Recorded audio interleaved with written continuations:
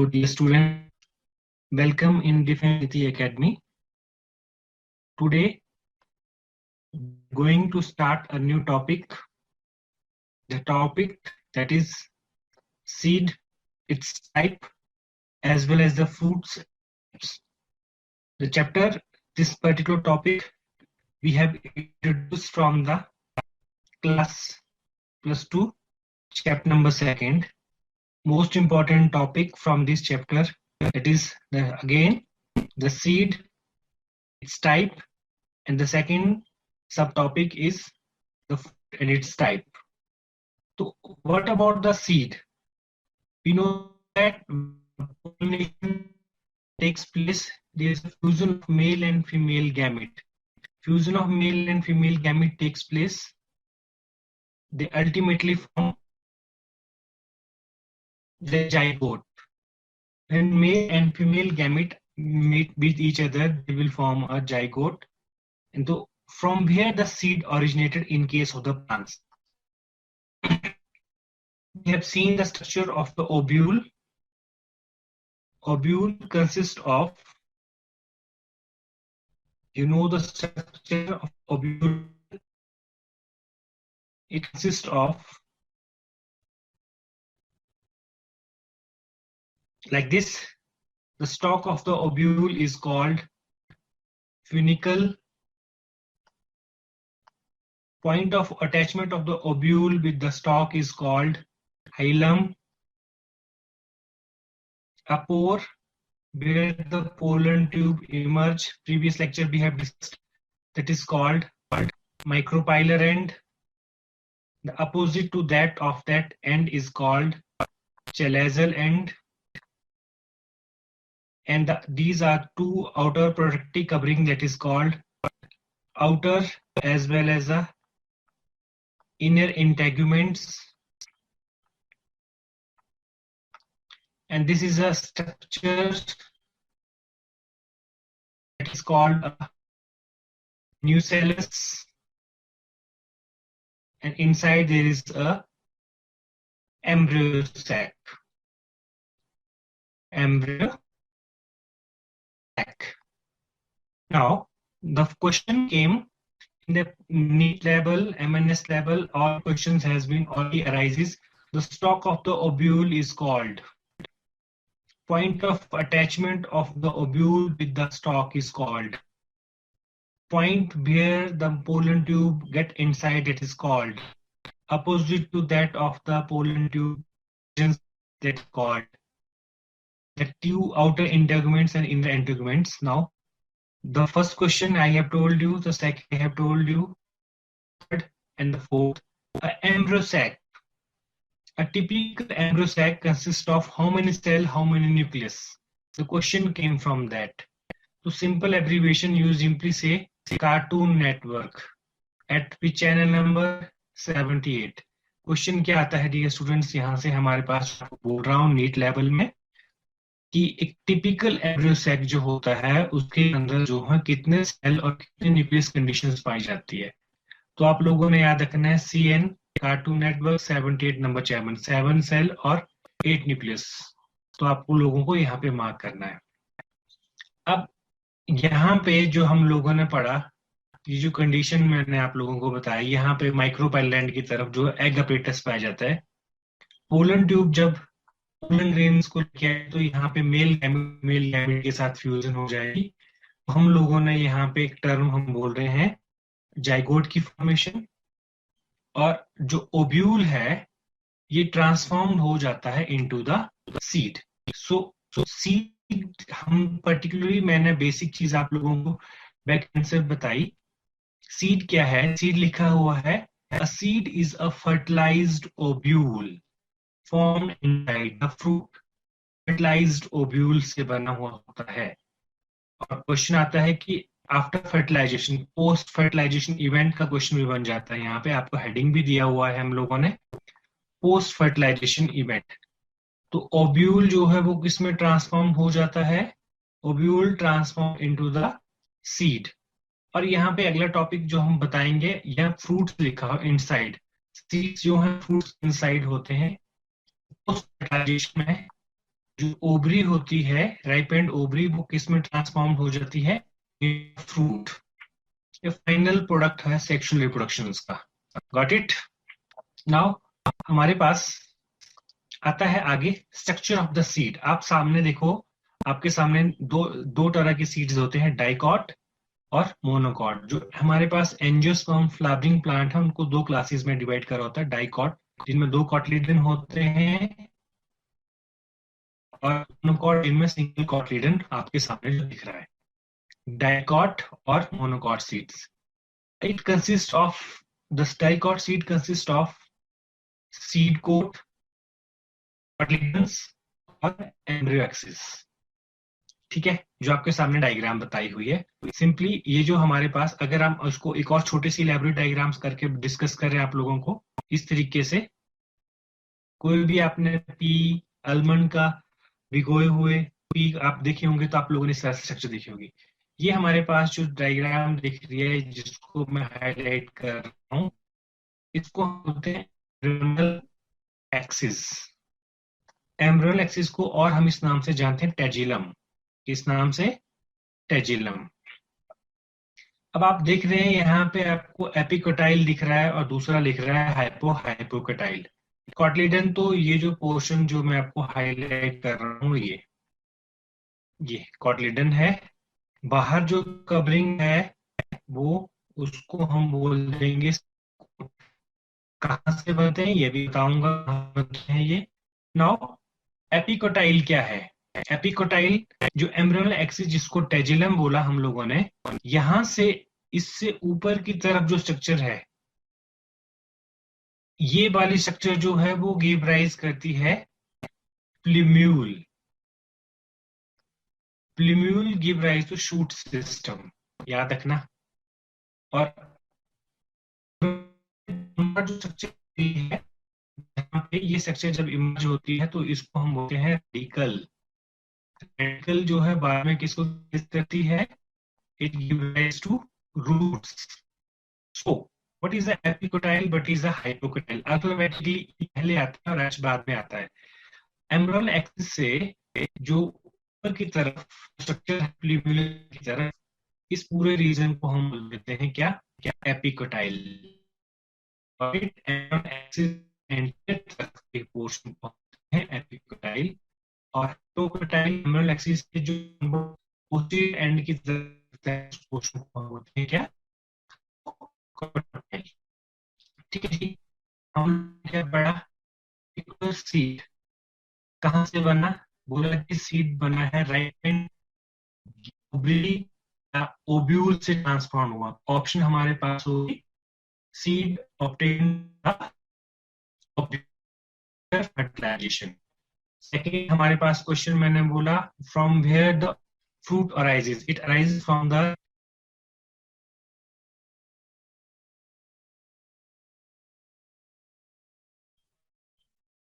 Seeds.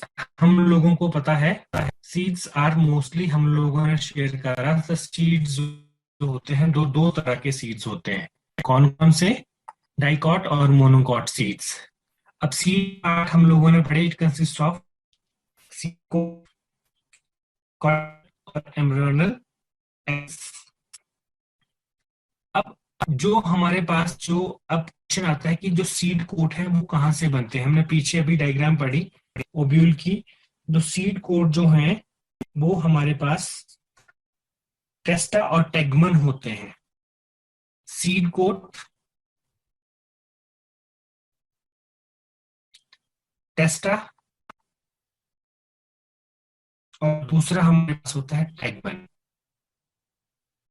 Ovule के जो हम लोगों ने डायग्राम पढ़ी, outer integument, outer integument it convert into the testa. जो एक seed coat survival of the seed में मदद करता है ये। और टैगमन कहां से बना होता है?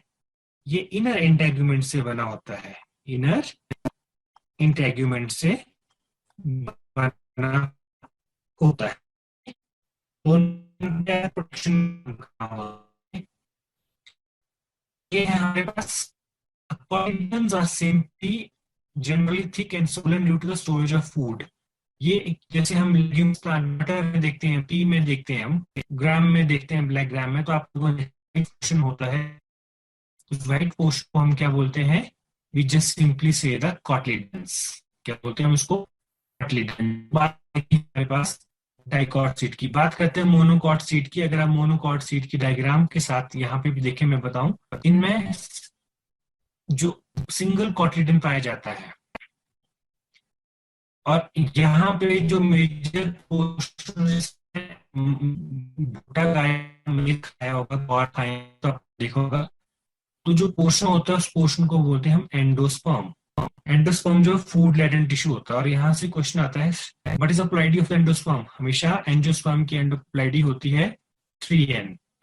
दूसरा, आपके बाहर एक लेयर दिख रही है यहाँ पे एंडोस्पर्म्स, ये नीट का मोस्ट इंपॉर्टेंट क्वेश्चन है हमारे पास। एंडोस्पर्म के बाहर एक एंडोस्पर्म बाहर एक लेयर होती है, प्रोटीन लेयर बोलते हैं, उस लेयर को हम बोलते हैं क्या? क्या? एलिरॉन। एलिरॉन स्टोर स्टार्च या प्रोटीन, तो आंसर होगा आप लोगों का क्या? प्रोटीन। Got it. नाउ जहां पे कॉटिलिडन है वहां पे एम्ब्रियो एग्जिस्ट करता है, उसको, उस पोर्शन को बोलते हैं स्क्यूटेलम। क्या बोलते हैं? स्क्यूटेलम। नीट में आ चुका है क्वेश्चन, स्क्यूटेलम। और यहाँ पे एम्ब्रियो पाया जाता है, तो ऊपर की और नीचे की तरफ, ऊपर की तरफ हम लोगों को पता है हाइपोकोटाइल है, एपिकोटाइल, तो ऑप्शन होगी हाइपिकोटाइल। नीचे की तरफ होता है एपिकोटाइल। और it give rise to plumule, it give rise to radicle. और इनके ऊपर एक प्रोटेक्टिव शीट होती है ऐसे, उस प्रोटेक्टिव शीट को हम क्या बोलते हैं? प्लूम्यूल में होगा तो आप लोगों के कोलियोपेटाइल। Most important question. और वही प्रोटेक्टिव शीट रेडिकल की तरफ होगी तो उसको बोलते हैं हम क्या? कोलियोराइजा। ये हमारे पास क्वेश्चन है मोनोकॉट सीड में। मोनोकॉट सीड में आप लोगों ने देखा होगा कि जो फूड लेटेंट टिश्यू है वो प्रोमिनेंट होता है। इसी के बेस पे हम लोग सीड्स को दो पार्ट में डिफरेंशिएट कर देते हैं। जहां पे एम्ब्रियो एग्जिस्ट करता है उस पोर्शन को बोलते हैं स्क्यूटेलम। प्लूम्यूल प्रोटेक्टिव शीट से कवर होता है उसको बोलते हैं कोलियोटाइल। रेडिकल जो प्रोटेक्टिव शीट से कवर होता है उसको बोलते हैं कोलियोराइजा। क्या बोलते हैं उसको? कोलियोराइजा। नाउ अब हम बढ़ते हैं आगे। अगर सीड के अंदर फूड लेटेंट टिश्यू है या कंज्यूम्ड हो चुका है, तो इसके बेस पे सीड्स को हम लोग दो पार्ट में डिवाइड करते हैं। यहां से क्वेश्चन आप लोगों को हर बार अराइज होता है। क्या क्वेश्चन अराइज होता है? Now just have a look. Types of the seeds, अगला सब टॉपिक हमारे पास चलता है टाइप्स ऑफ सीड। सीड जो होता है वो पर्टिकुलर कितने पार्ट के होते हैं? कितने types? Answer is two types. One, non albuminous seeds. Non albuminous seeds का मतलब मैंने आपको बताया कि there is no residual endosperm. Food latent tissue जो है वो यूज्ड हो जाता है किसके द्वारा? एम्ब्रियो डेवलपमेंट के द्वारा। एम्ब्रियो के डेवलपमेंट जब होती है तो वो फूड लेटेंट टिश्यू जो वो कंज्यूम कर लिया जाता है। उस तरह के सीड को देखा गया है मोस्टली डाइकॉट्स के अंदर। कहाँ देखा गया है? डाइकॉट्स के अंदर। और नॉन एल्ब्यूमिनस सीड्स एग्जांपल है हमारे पास। और नॉन एल्ब्यूमिनस सीड्स को हम एक और नाम से जानते हैं, उसको बोलते हैं हम x albuminous seeds. X albuminous seeds. Example है पी, ग्राउंडनट और बीन। डाइकॉट्स एग्जाम्पल हम बोल सकते हैं। सेकंड, एल्ब्यूमिनस सीड्स आप लोगों ने पढ़ा भी है। यहाँ पे देखो फूड लेटेंट टिश्यू जो है वो प्रोमिनेंट दिख रहा है मोनोकॉट्स के अंदर। इस तरह से स्ट्रक्चर दिखती है हम लोगों को, जैसे ये आप लोग मोनोकॉट सीड्स में आप देख रहे हो। तो retain some endosperm. In case of albuminous seeds जो एंडोस्पर्म होता है वो रिटेन रहता है फूड लेटेंट टिश्यूज। इस तरह के सीड्स को हम बोल सकते हैं और किस नाम से? Albuminous seeds. क्या? Albuminous seeds dear students. और मोस्टली हमारे पास जो अनाज होता है सीरियल्स, एग्जाम्पल है व्हाइट, मेरा, बैग, चोरी किया सूरज ने। व्हाइट व्हीट, मेरा मेज, बैग, वार्ले, चोरी, कैस्टर, किया, सिया, किसने, सूरज ने, सूरज मतलब सनफ्लावर ने। ये हमारे पास है। हम लोगों ने कितने टाइप्स पढ़े सीड्स के, दो। ऐसा सीड जिसमें एंडोस्पर्म जो है वो यूज हो जाता है, उस तरह के सीड्स को बोला नॉन एल्ब्यूमिनस और एक्स एल्ब्यूमिनस सीड्स। दूसरी तरह का सीड हम लोगों ने जिसमें रिटेन सम एंडोस्पर्म रिटेन रहता है, फूड एडेंट टिश्यूज रहता है, तो हम लोगों ने उसको पढ़ा एल्ब्यूमिनस। और दूसरा क्या बोला हम लोगों ने, बोलो, that is called a albuminous और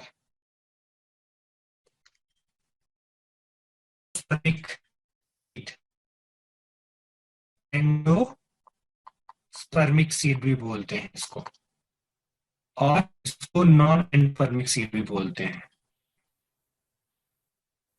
नॉन एंडोस्पर्मिक सीड्स भी बोलते हैं। अब बात रहेगी, ये तो हमारे पास ओव्यूल से ट्रांसफॉर्मेशन हुई, ठीक है, टाइप्स ऑफ सीड्स भी हम लोगों ने पढ़ लिए। तो जो बाकी हमारे पास जो सीड्स के जो ओव्यूल के जो पार्ट है वो कहाँ चले, वो हमारे पास, जैसे जो माइक्रोपाइल है, remain in the form of fine pore on the surface of the seed. जो माइक्रोपाइल होता है वो वैसे का वैसा रह जाता है।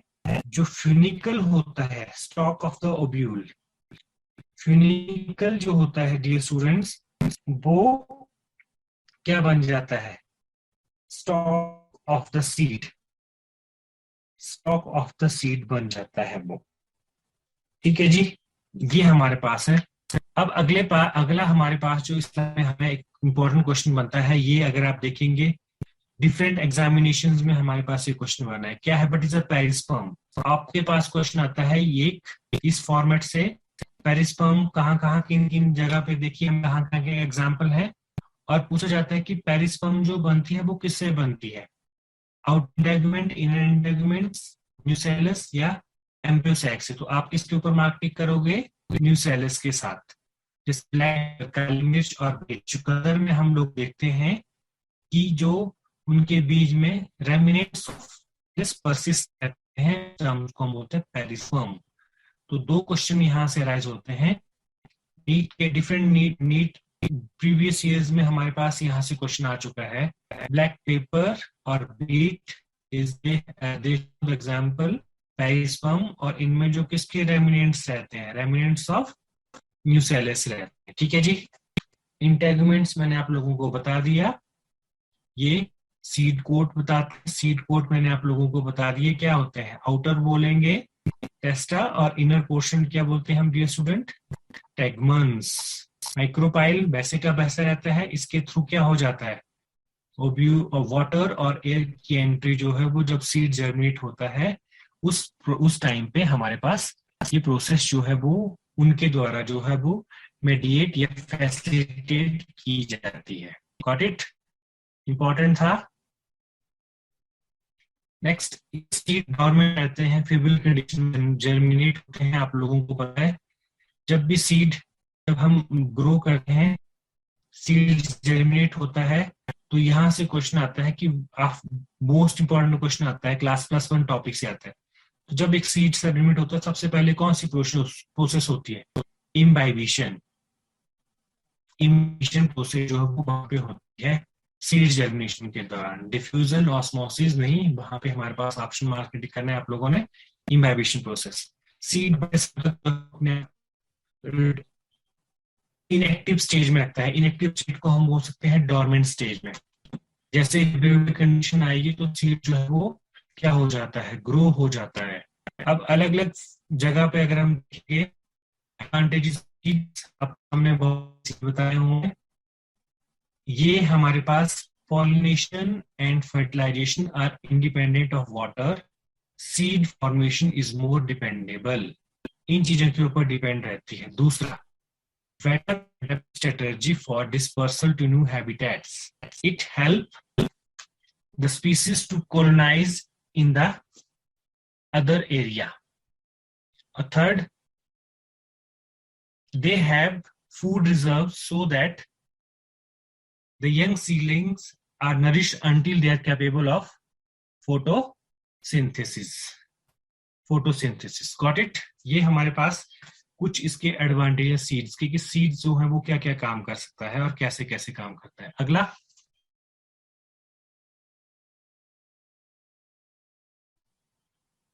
यंग एम्ब्रियो, यंग एम्ब्रियो को प्रोटेक्ट करता है हमारे पास। आगे,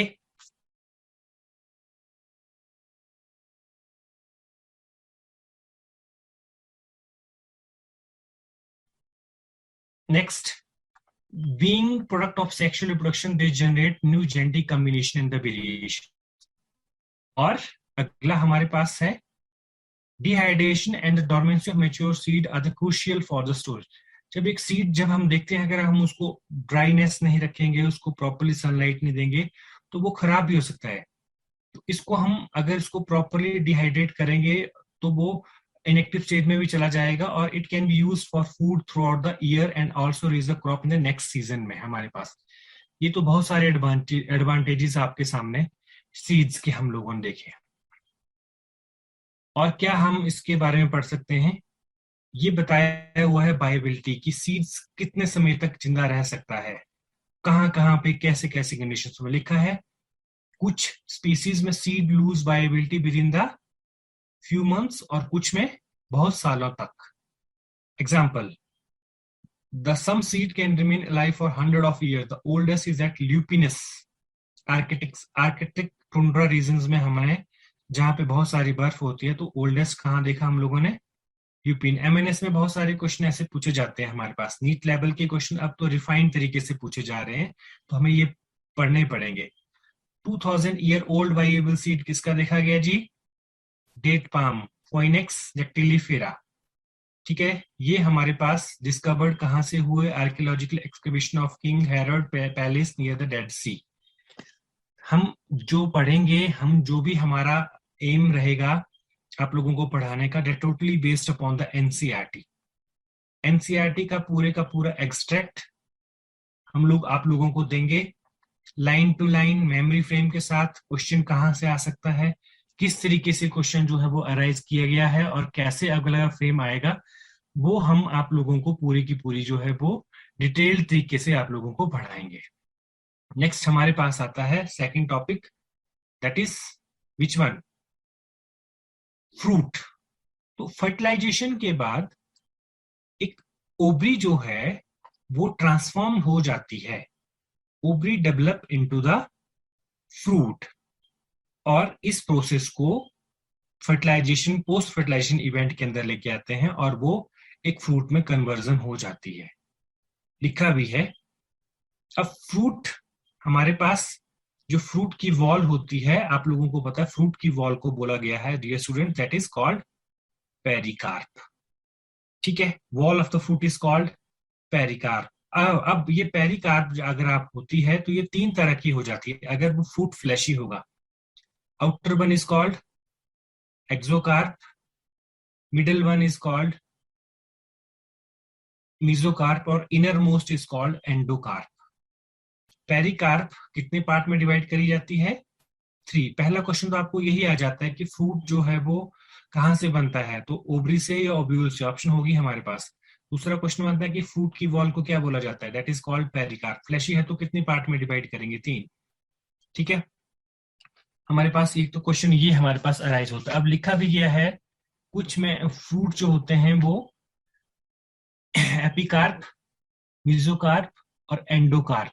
इनर मोस्ट लेयर जो होती है, जो सीड को कवर करती है, आप लोगों के सामने पिक्चर में दिख रहा है, ये सीड को कवर कर रही है, तो क्वेश्चन आता है दैट इज एंडोकार्प। और एंडोकार्प मोस्टली हमारे पास अगर मैंगो में देखते हैं स्टोनी होता है, और जिसको हम फाइट करते हैं, भाई बहन आपस में लड़ाई करते हैं मैंगो के लिए, चाहे पूरा मैंगो दिया हो, दैट इज यही एंडोकार्प को, गुठली को चूसते रहते हैं। मीजोकार्प जो होती है दैट इज एडिबल, उसको बोलते हैं फ्लैशी। कौन सा पार्ट जो हम खाते हैं, फ्लैशी, मीजोकार्प। और सबसे बाहर की लेयर को क्या बोलते हैं हम, एक्सोकार्प। फ्लैशी होगा तो कहाँ कहाँ पे, ग्वावा में, ऑरेंज में और मैंगो में। ड्राई होगा तो ग्राउंडनट, मस्टर्ड, इन सभी में। और भी बड़े सारे एग्जाम्पल है हमारे पास। ठीक है, अगला हमारे पास जो चलता है दैट इज फ्रूट्स कितने तरह के होते हैं। How many types of fruits are? आपके सामने बहुत इंपॉर्टेंट स्लाइड है ये, यहां से क्वेश्चन हर बार अराइज होता है। फ्रूट्स दो तरह के, एक ट्रू फ्रूट और दूसरा हमारे पास फॉल्स फ्रूट। ट्रू फ्रूट जो होता है उसको हम और नाम से जानते हैं, उसको बोलते हैं यूकार्पिक। क्या बोलते हैं डियर स्टूडेंट्स? यूकार्पिक। जो फल, जो fruit develop only and only from the ovary, बाकी अदर फ्लोरल पार्ट जो है वो डीजेनरेट हो जाते हैं, फॉल ऑफ हो जाते हैं। उस फ्रूट्स को सिंपल से याद रखना, जो फ्रूट केवल और केवल मात्र कहां से बनता है? ओनली फ्रॉम द ओवरी से ही उस फ्रूट को यूकार्पिक भी फ्रूट भी बोलते हैं और ट्रू फ्रूट भी बोलते हैं। बट यहां से क्वेश्चन नहीं आता आप लोगों को, आपको क्वेश्चन आता है यहां से। तो फॉल्स फ्रूट, जैसे आजकल की डेट में हम अगर एप्पल खाते हैं तो एप्पल को हम क्वेश्चन आता है कि which part of the Apple, Apple जो होता है वो हम क्या पार्ट खाते हैं? तो आपके पास ऑप्शन होगी थैलेमस, वहां पे मार्क टिक करना है। ठीक है, ओवरी के साथ साथ हम जो थैलेमस भी है जो इन्वॉल्व हो जाता है फ्रूट फॉर्मेशन में, उस फ्रूट को हम बोलते हैं फॉल्स फ्रूट। एग्जाम्पल हमारे पास याद रखना है कैश्यू नट, स्ट्रॉबेरी और एप्पल। तो याद रखने का तरीका है कैश्यू, एप्पल और स्ट्रॉबेरी। ये हमारे पास तीन एग्जाम्पल हैं। वो किसके हैं हमारे पास? फॉल्स फ्रूट के। एप्पल में हम क्या खाते हैं? आंसर होगा हमारे पास क्या? थैलेमस। ठीक है, उस फ्रूट्स को हम क्या बोलते हैं? False fruit. अगला टॉपिक जो हमारे पास ये भी इंपॉर्टेंट है, पार्थिनोकार्पिक। पार्थिनोकार्पिक सीडलेस फ्रूट भी बोलते हैं। तो फ्रूट्स डेवलप विदाउट फर्टिलाइजेशन। जो फ्रूट विदाउट फर्टिलाइजेशन डेवलप होंगे उनको हम बोलते हैं पार्थिनोकार्पिक फ्रूट्स। क्लियर हुआ? Fruits develop without fertilisation are called क्या? Parthenocarpic fruits. एग्जाम्पल है बनाना, बहुत बार आया हुआ है हमारे पास। पार्थिनोकार्पिक जो है वो बड़े सारे हार्मोन्स के एप्लीकेशन से दिया जाता है, और इन फ्रूट्स को हम क्या बोलते हैं? Seedless fruits. ठीक है जी, हम लोगों ने ये चीज पढ़ी। अगला हमारे पास आता है कि जो फ्रूट्स होते हैं हम उनको कितने classification, fruits can be classified three groups. कितने ग्रुप्स में डिवाइड कर सकते हैं हम फ्रूट्स को? अब यहाँ पे तो टाइप्स बोला और ग्रुप्स ऑफ द फ्रूट, तो हम फ्रूट को सिंपल, एग्रीगेट और कंपोजिट फ्रूट में भी डिवाइड करते हैं। ग्रुप्स में सिंपल फ्रूट, एग्रीगेट फ्रूट, और third one we have composite fruit. क्या होता है सिंपल फ्रूट? सिंपल फ्रूट, जो fruit develop from the monocarpellary ovary, monocarpellary syncarpous ovary. Simple fruit develop from monocarpellary और क्या? Syncarpous ovary. सिनकार्पस ओवरी से develop होती है। उस ओवरी को जो है वो ट्रांसफॉर्मेशन होती है, उस फ्रूट को हम बोलते हैं सिंपल फ्रूट। बट हम बात करते हैं aggregate, aggregation, collection. It develop from the multi carpellary. Aggregate fruit जो है वो develop from multi carpellary apocarpous ovary. Apocarpous ovary, ये आप लोगों ने बताना है एपोकार्पस को क्या बोलते हैं और सिनकार्पस को। एपोकार्पस में आपको हाईलाइट देता हूं, फ्री।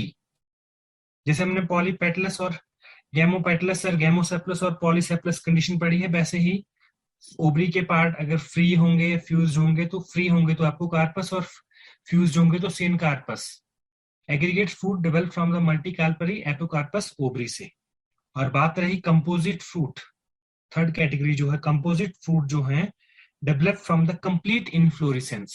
कहां से? सी से याद रखना, develop from complete inflorescence. That's all about today. Dear students, हम लोग क्या पढ़ा हम लोगों ने, आप लोगों को विदित हो गया। हम लोगों ने आज के लेक्चर में पढ़ा है सीड्स, उसकी टाइप्स और सीड्स की स्ट्रक्चर और सीड के एडवांटेजेस। और दूसरा सब टॉपिक हम लोगों ने डिस्कस करा था फ्रूट, इसके टाइप्स और फ्रूट्स की ग्रुपिंग, फ्रूट्स की कहां से बनता है, और फ्रूट जो है वो उसकी वॉल को क्या बोलते हैं, और उसकी लेयर जो है अगर फ्लैशी है तो वो क्या क्या बोला जाता है। ये था आज के दिन का। अगले लेक्चर में कुछ और नई चीज पढ़ेंगे हम। मेन बात, आप एनसीईआरटी को फोकस करते रहिए। तो ये टॉपिक इंटरेस्टिंग लगा और समझ भी आई होगी। अगर आप हमारे नए बैचेस में एनरोल होना चाहते हैं तो आप नीचे दिए हुए नंबरों को स्क्रॉल हो रहे हैं, आप वहां पे जो है कम्युनिकेट कर सकते हैं, because our batches are going to be start sooner, very sooner they are going to start. तो आई होप आप लोगों को ये चीज समझ आई होगी। मिलते हैं हम नेक्स्ट वीडियो के अंदर। Till then stay tune and be focused.